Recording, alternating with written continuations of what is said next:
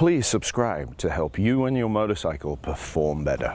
How do you feel about airing down tires off road? I am fine with that. Okay, because I've heard conflicting things. What's the point? Why? To air down? Yeah. Yeah, it felt better in sand. How much gap you got between those chunks? My name is Dave Moss. I tune approximately 3,500 bikes per year. This is Two Clicks Out. Now steal the microphone master. 21,000 on a 2012. Okay, take a seat. Here's a preview. 880, so 50. So this has long travel suspension, right? It's not going to be your standard road suspension, so the numbers are going to be substantially bigger. The other thing we need to know is where is bottom out. This is easy to do with any bike. That's what a kickstand is for. We can just leverage it, right? So all we're going to do is extend the forks. So I'm going to measure from the end of the gold tube down to the end of the chrome tube.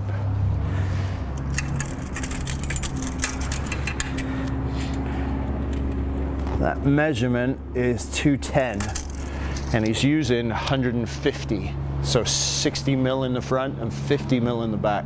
So it's ever so slightly there. Does that make sense?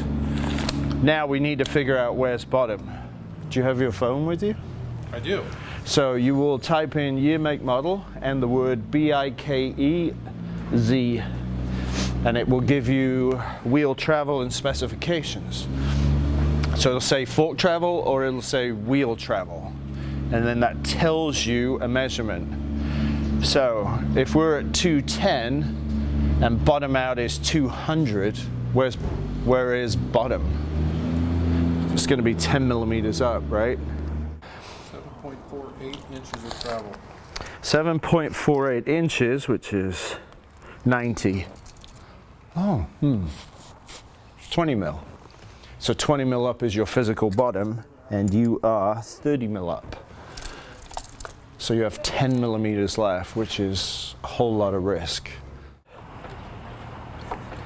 There's that 8-second ride again. So we've got to slow that down. So on the shock, we have a black dial underneath it. So if I'm looking at a dial here and I want to close the setting and make it slower, which direction am I going to go? Turn clockwise. If I turn it clockwise, okay, anybody disagree? No, I'm just curious. Now if you were to lay under the bike, which direction are you going to go? You're going to go clockwise. So when you look down on it, you have to go counter. This is the one adjuster that everybody gets wrong frequently. So you did the off. Yeah, my arms were stretched out too far. Right, so you brought it back to you? Back, but I still have, you see, the bar versus my... Yeah, the bar angle, Yeah, so I didn't know if I needed new bars or just...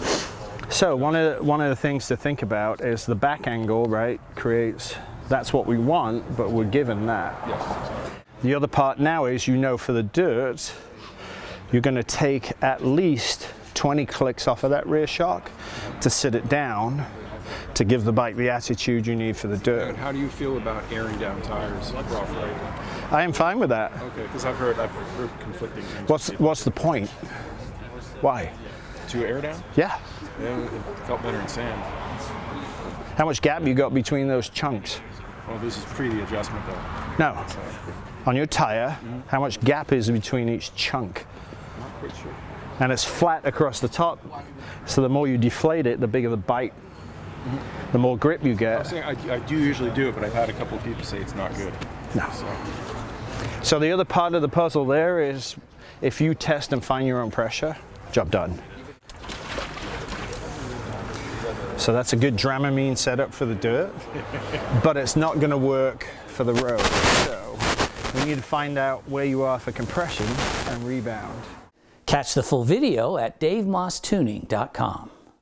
Dave Moss can tune your suspension no matter where you are on the planet via his remote tuning service. Contact Dave on Facebook or by email, dave@DaveMossTuning.com.